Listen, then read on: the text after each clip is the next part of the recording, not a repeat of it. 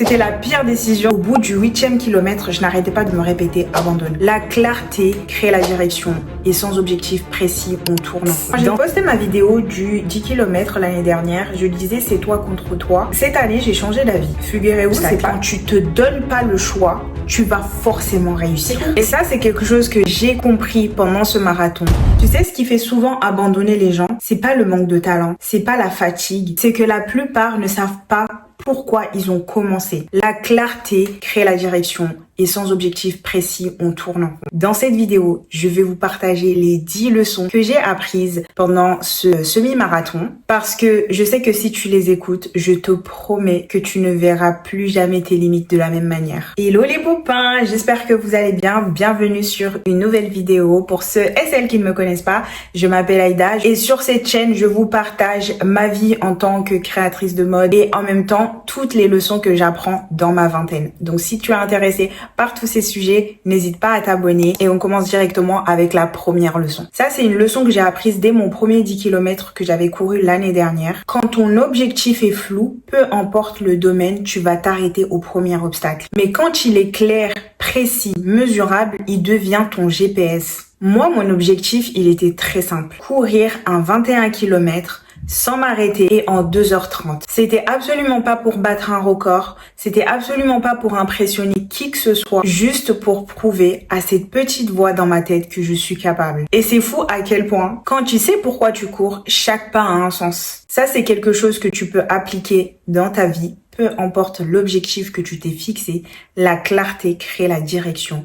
Sans objectif précis, tu vas tourner en rond et tu vas abandonner au premier obstacle. Quand tu te donnes pas le choix, tu vas forcément réussir. Ce qui s'est passé, c'est que je suis arrivée en retard. Je n'ai pas commencé la course en même temps que tout le monde. Les courses sur Paris étaient tous déjà sold out, que je devais aller courir en dehors de Paris, donc c'était sur Rennes. Et pour ceux qui ne connaissent pas Suresnes, c'est une ville un peu montagneuse, énormément de pentes. C'est très important parce que vous allez comprendre pourquoi. Donc je me suis retrouvée à courir toute seule, je me suis retrouvée à être la dernière, clairement. Et en plus de ça, la veille, j'avais fait un défilé de mode. Je suis rentrée à 1h du matin, donc j'avais 4 heures de sommeil dans mon corps. C'était la pire décision. Au bout du 8e kilomètre, je n'arrêtais pas de me répéter abandonne. Abandonne, t'arriveras jamais. Là, c'est trop, t'es fatigué, t'as envie de dormir. Et je commence à me comparer aux autres, à me répéter, je suis la dernière, abandonne, abandonne, abandonne. Je vois les larmes qui commencent à me monter. Je commence à me dire, bah écoute, termine le 10 km et après tu abandonneras au 10e kilomètre. En fait, toutes ces émotions, tout a commencé à se mélanger. Et là, je me suis dit, Aïda, respire un bon coup. Est-ce que tu es sûre et certaine de vouloir abandonner à 8 km? Pour une fois, j'ai réussi à me mettre d'accord avec la petite voix dans ma tête. Je me suis dit, la seule manière que j'arrête ce marathon, c'est les pompiers qui viennent me chercher. Là, ça va être marche ou crève. Il y a aucun moyen que j'abandonne. Il en est hors de question que j'ai fait tous ces entraînements. Il en est hors de question que j'ai payé cette place pour finalement abandonner. Peu importe le projet dans lequel tu vas te mettre, quand tu fermes la porte à l'abandon, ton corps, ton esprit, ton cœur trouvera toujours une solution. Parce que tu as déjà fermé la porte de l'abandon. Donc, il n'a qu'à trouver solution, sinon on va crever. C'est tout. Et ça, c'est quelque chose que j'ai compris pendant ce marathon. C'est que le succès commence là où tu décides de ne plus négocier avec toi-même. Il faut parfois accepter que c'est vous le problème. Alors là, j'étais pas un problème, mais juste que je me suis rendu compte que si je veux faire la course avec elle, j'allais la ralentir. Cette année, je n'ai pas fait le marathon seule. J'ai trouvé une partenaire de marathon et j'étais trop contente parce que c'était une abonnée. C'est une fille qui me suivait depuis un petit moment. J'ai un trop gros ego pour ne pas abandonner. J'aime afficher mes objectifs sur les réseaux sociaux. Comme ça, je sais que j'ai des comptes à rendre. Comme ça, je sais qu'il y a des gens qui m'attendent en tournant. À partir du moment que je me suis inscrite au 21 km, je l'ai posé en story. Et du coup, il y a une fille qui m'a répondu. On avait l'habitude de parler en DM. Donc, elle m'a dit, vas-y, moi, je suis chaud à faire le marathon avec toi. Mais moi, j'y croyais vraiment pas. Du coup, je lui ai juste donné la course. Je lui ai dit, je fais cette course-là. Inscris-toi et après, on verra. Et c'est pas là qu'elle m'envoie l'inscription. Genre, elle s'était inscrite. Je me suis dit non, vraiment la communauté qui me ressemble en fait, la communauté qui me ressemble. On a commencé vraiment à parler du marathon, parler de elle, ce qu'elle avait déjà fait, etc. Parce qu'en fait elle fait des études dans le sport et en plus de ça, elle a déjà fait un 10 km, elle a déjà fait 14 km, mais elle me disait que c'était la première fois qu'elle allait courir un 21 km comme moi. Furaha, c'est son prénom. Vous savez, j'étais étonnée parce que dans la communauté comorienne, Furaha ça veut dire la joie et elle s'appelle réellement Furaha. Je trouvais ça à la fois original et trop bien. Bref, en fait, elle m'a attendu et elle a perdu 30 minutes dans sa course. Ça, c'est quelque chose que j'avais commencé à m'en vouloir. J'ai commencé à courir avec elle. Je sais qu'elle a un rythme beaucoup plus élevé que moi. Alors, à un moment donné, pour ne pas la ralentir, je lui dis, écoute meuf, fais ta course. Je vais essayer de me stabiliser moi.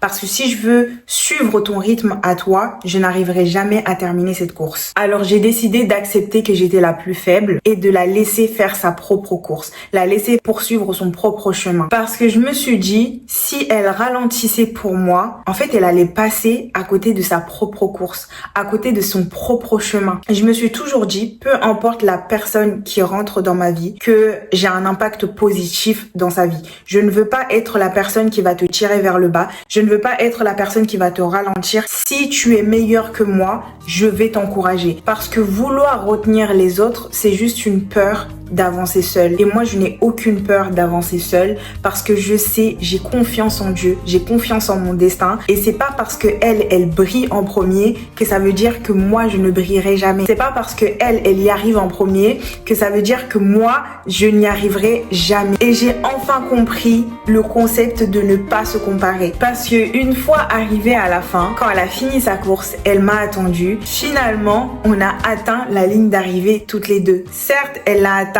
beaucoup plus tôt que moi, mais dans tous les cas, on l'a atteint. Donc, rendez-vous au sommet, en fait. Et c'est là que j'ai enfin compris le discours de « Ouais, ça sert à rien d'envier quelqu'un. » Parce qu'en fait, dans tous les cas, vous n'avez pas le même destin. Si vous avez le même objectif, vous finirez par arriver au même endroit. Même si vous prenez des chemins différents, même si vous prenez le même chemin, à un moment donné, vous allez arriver au même endroit. Et il a fallu que je passe par un 21 km pour comprendre cette leçon-là.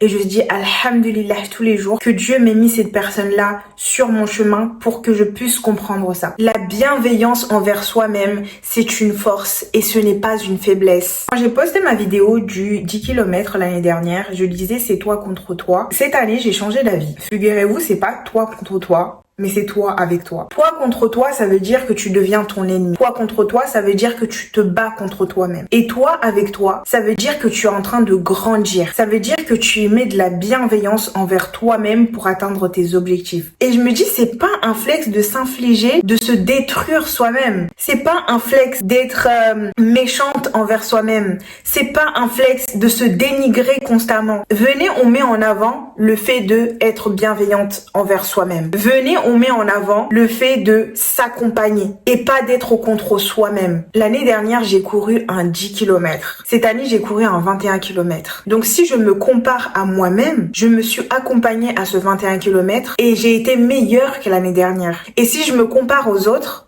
j'ai été la dernière sur ce marathon. Donc, je n'ai pas atteint mon objectif en soi par rapport à ce que je me suis fixé. Mais par rapport à l'année dernière, je l'ai largement dépassé et je suis extrêmement fière de moi pour ça. Parce que par rapport à l'ancienne version de moi-même, je suis devenue une meilleure personne. J'ai compris des choses que elle n'avait pas comprises. J'ai enfin appris à arrêter de me comparer aux autres et à me comparer à celle que je deviens. Et quand tu fais cette paix avec toi-même, tu découvres une tranquillité parce que tu as confiance en Dieu et tu as confiance en toi que personne peut t'enlever. Beaucoup pensent que la confiance en soi, c'est un don. En fait, la confiance en soi, je ne pense pas que ça soit quelque chose qui est constamment là. C'est-à-dire, c'est pas une ligne droite. La confiance en soi, c'est quelque chose qui vient avec l'action. Ça veut dire que plus tu es dans l'action, plus tu es en train de te prouver à toi-même que tu en es capable. C'est le résultat de l'action. Plus tu vas faire, plus tu vas croire en toi. Parce que tu es en train d'accumuler des preuves que tu es capable. Et à force, tu vas te rendre compte que tu vas passer de « je ne suis pas sûr de pouvoir le faire » à « je suis sûr que je vais le faire. Je suis sûr que je suis capable de le faire. » Si vous me demandez est-ce que tu es capable de faire un marathon, je suis sûre que je suis capable de faire. Je suis sûre que je suis capable de courir 40 km. Parce que j'ai eu la preuve que j'ai été capable de courir un 10 km.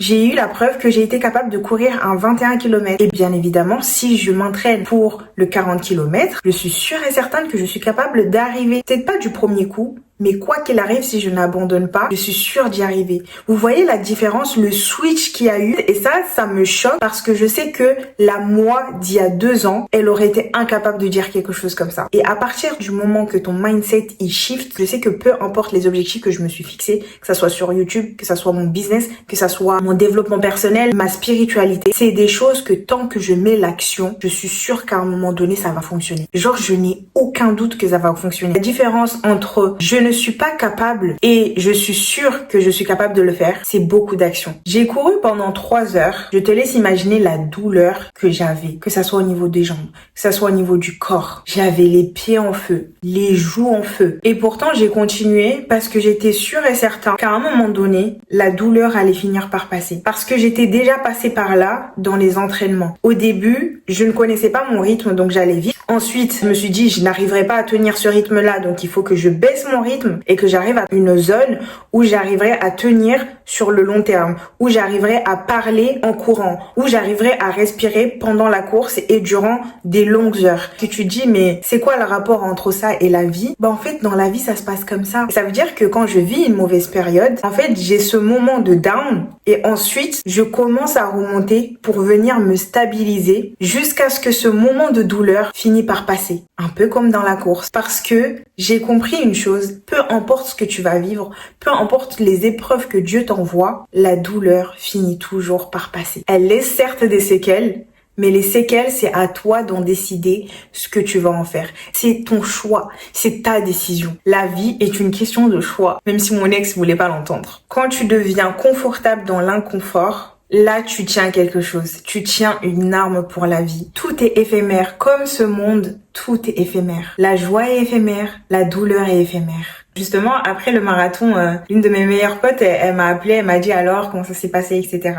Je lui ai dit plus rien ne peut m'arrêter. Et quand tu dépasses cette barrière-là, tu comprends que la peur, le doute, la douleur ne t'arrêteront pas. Parce que tu as déjà dépassé ce genre de choses. Tu as déjà traversé ce chemin-là et tu sais que tu es capable de le traverser. Donc plus rien ne peut t'arrêter. Le chemin est plus important que l'arrivée. Peut-être que pour toi, l'arrivée est plus important, mais en fait, tu te rendras compte que sur le chemin, t'apprends beaucoup plus que quand t'es arrivé. L'arrivée, ça dure un temps. C'est un shot de dopamine qui ne reste pas autant. Le chemin, c'est ça que tu vas te rappeler. C'est les leçons que tu as apprises dedans. C'est les gens que tu as croisés. Les rires, c'est les combats que tu as menés pendant ce chemin. L'objectif est important parce que tu t'accroches à quelque chose. Mais le chemin, c'est ce qui va te transformer pour toujours. J'aimerais que tu te concentres sur les épreuves les plus dures qu'il y a eu dans ta vie. Et que si tu penses qu'il n'y a pas de leçon à retenir, c'est que tu dois encore regarder dedans. Parce que c'est grâce à ces épreuves-là que tu deviens une meilleure personne.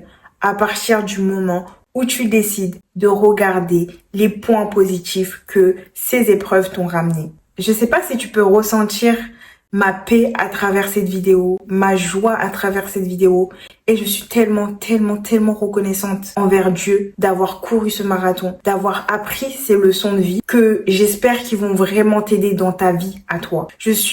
En fait, mon cœur est rempli de joie, de reconnaissance envers Dieu par rapport à tout ce que j'ai traversé. Que la femme que j'ai toujours rêvé d'être, je suis en train de le devenir. Et ça, c'est grâce à l'ancienne moi qui a enfin compris que l'action, c'est la seule chose qui pouvait m'emmener à la femme que je suis en train de devenir. J'étais la dernière, J'aurais pu me dénigrer, me faire passer pour une grosse merde. Mais au contraire, je savais que j'étais la dernière, alors j'ai profité du moment. Je vous jure qu'à un moment donné, j'étais tellement heureuse, mon cœur était rempli de joie que je disais Dieu merci que ce soleil il est en train de taper sur ma peau, que je suis pas en train de courir sous la flotte. Dieu merci que je suis en train de voir ces beaux paysages parce que du coup ils avaient balisé toute une rue hyper fréquentée, donc la rue elle était privatisée et vu que j'étais seule, j'avais l'impression que la rue elle était privatisée que pour moi, vous voyez. Ce jour-là j'ai ressenti une paix intérieure